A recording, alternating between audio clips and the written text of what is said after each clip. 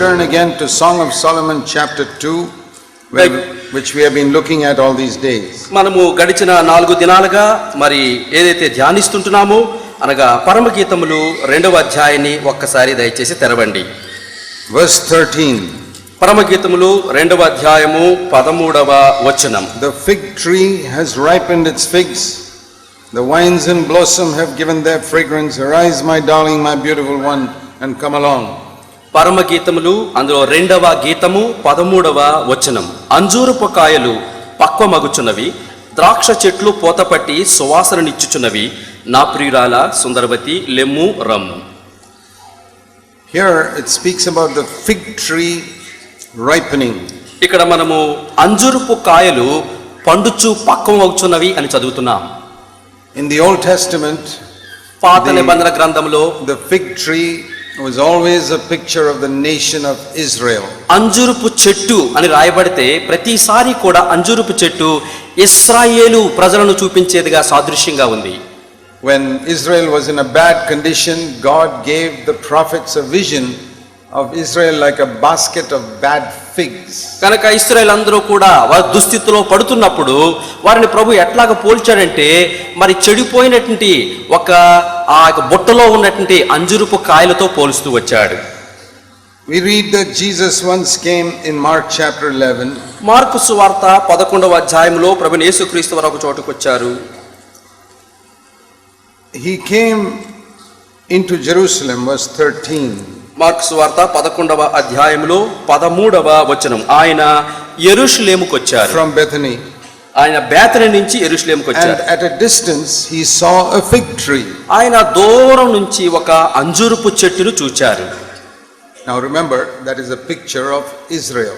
మరి ఇక్కడ మీరు జ్ఞాపకం చేసుకోండి, అంజూరపు చెట్టు అనేది ఇశ్రాయేలు దేశానికి ఒక ప్రతీకగా ఉంది. And he went near to see if there was any fruit there. ఈ అంజూరపు చెట్టును దూరం నుంచి చూచి తనకు అంజూరపు పండ్లు ఏమైనా దొరుకుతాయని చెట్టు దగ్గరికి వెళ్ళాడు. That means he came to Israel to see if there's any real godliness and spirituality in Israel. అంటే దాని అర్థము ఇశ్రాయేలు ప్రజలనే పిలువబడి అంజూరపు చెట్టులో ఆత్మీయంగా వారు దేవునికి భయపడి సుగుణాలు ఏమైనా ఉన్నాయా అని యేసు ప్రభు ఇశ్రాయేలు ప్రజల చెంతకు వచ్చారు. But he saw only leaves. అయితే అక్కడ ఏం చూశారు? పండ్లకు బదులుగా కేవలం ఆకులే చూచారు. The meaning of that is he only saw a lot of religious activity. ఆకులు మాత్రమే చూచాడు అంటే అర్థం ఏంటి? వాళ్ళకి మత సంబంధమైన కార్యకలాపాలు మాత్రమే వాళ్ళలో ఉన్నాయి.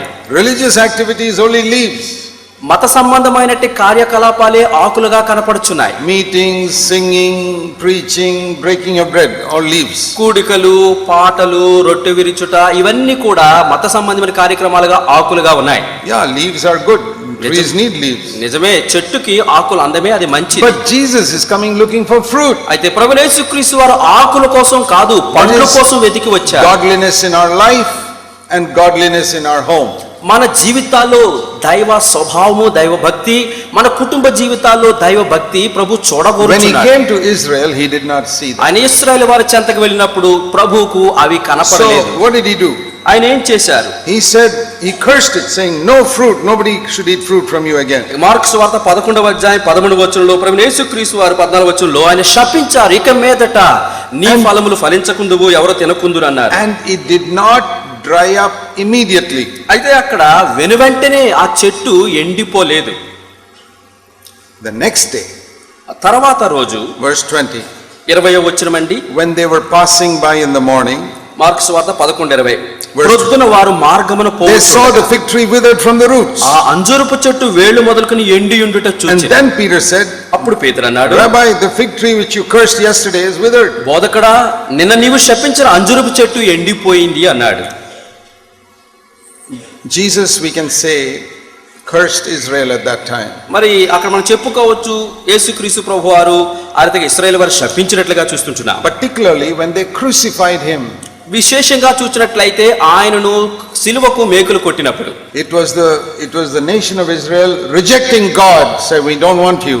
ఇది వాస్తవానికి ఇశ్రాయేలు దేశ ప్రజలందరూ కూడా మాకు దేవుడొద్దని ఆ దేవుని తృణీకరించిన వారు. So when you reject God, you're automatically cursed. ఎప్పుడైతే నీ జీవితంలో దేవుని తృణీకరిస్తావో ఉన్న పాటున శపించబడతావు. But just like this fig tree did not dry up immediately, Israel did not ceased to be a nation immediately. యేసుక్రీస్తు వారు పలికిన వెంటనే ఆ అంజురపు చెట్టు వెంటనే ఎట్లాగే ఎండిపోలేదో ఇశ్రాయేలు ప్రజల వారు కూడా వెనువెంటనే వారు కూడా వారు క్షీణించిపోలేదు.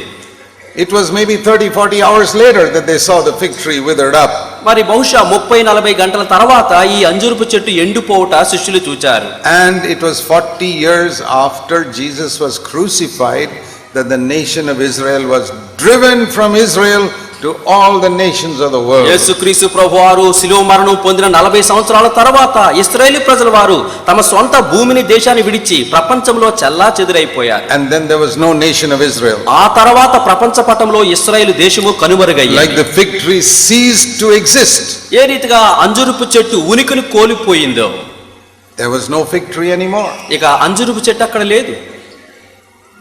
But what did we read in Song of Solomon chapter 2? అయితే పరమగీతములు 2వ గీతములో ఏం చదువుతున్నాం? The fig tree will start blossoming again.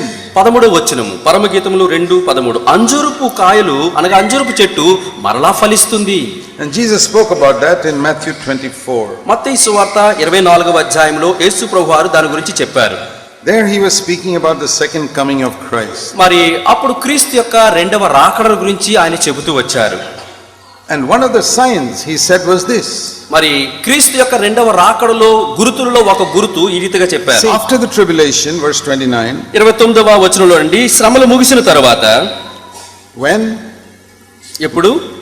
After the tribulation. ఆ దినముల శ్రమ ముగిసిన వెంటనే. It is so clear.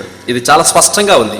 After the tribulation. శ్రమలు ముగిసిన తరువాత. Then, verse 30, the sign of the Son of Man will come in the sky. 30వ వచనం అప్పుడు మనుష్య కుమారుని ఆ సూచన ఆకాశమందు కనబడు. And the Son of Man will come in the clouds of the sky with power and great అప్పుడు glory. మనుష్య కుమారుడు ప్రభావముతోను మహా మహిమతోను ఆకాశ మేఘారుడై వచ్చుట చూచి And the angels will be sent forth blowing a trumpet.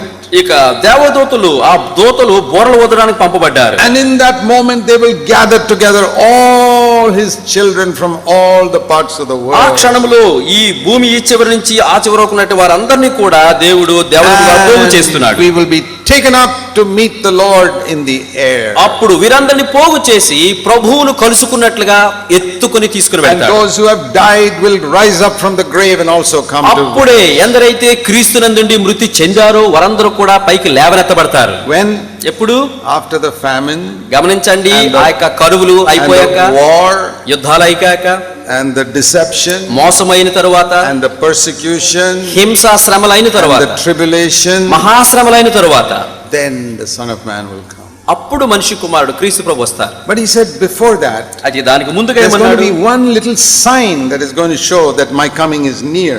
మరి ఆయన రాకడ సమీపని చెప్పడానికి మరొక చిన్న సూచన చూపిస్తున్నాడు. Verse 32. 32వ అధ్యాయం. The fig tree. అంజూరపు చెట్టు. That is what we read in Song of Solomon chapter 2. పరమగీతములు 2:13 అదే మనం చదివాం.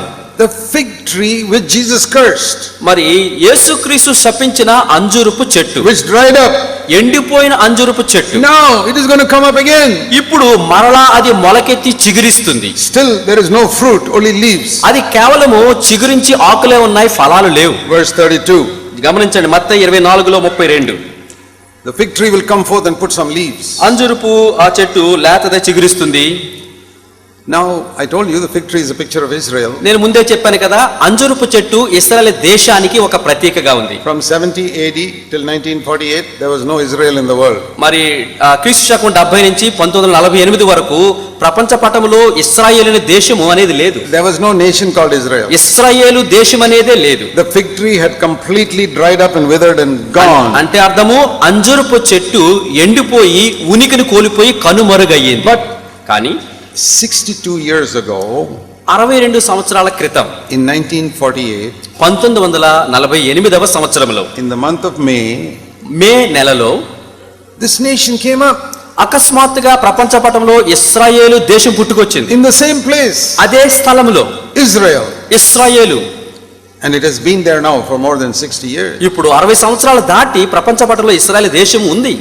It is not a spiritual nation, not at all. ఇది ఆత్మీయ దేశము కానే కాదు. There's no fruit there, అక్కడ ఫలాలు లేవు, only leaves. అక్కడ చెట్టు చిగురు ఆకులు మాత్రమే ఉన్నాయి. Religion. మతం ఒకటే ఉంది, no spirituality. ఆత్మీయత లేదు. But Jesus didn't say about fruit, he talked about leaves. అక్కడ క్రీస్తు ప్రభు ఫలాల గురించి మాట్లాడలేదు, ఆకుల గురించే మాట్లాడుచున్నాడు. And he said this, ఆయన అన్నాడు, learn something from the fig tree, verse 32.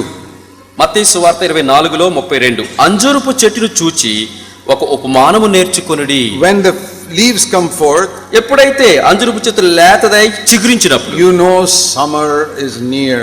అప్పుడు ఆ యొక్క వసంతకాలము వేసవకాలం దగ్గరగా ఉందని In గుర్తించండి. the same way, అదే విధానంలో when you see these things happen, ఈ విషయాలన్నీ సంభవించడం మీరు చూచినప్పుడు recognize that he is near, right at the door.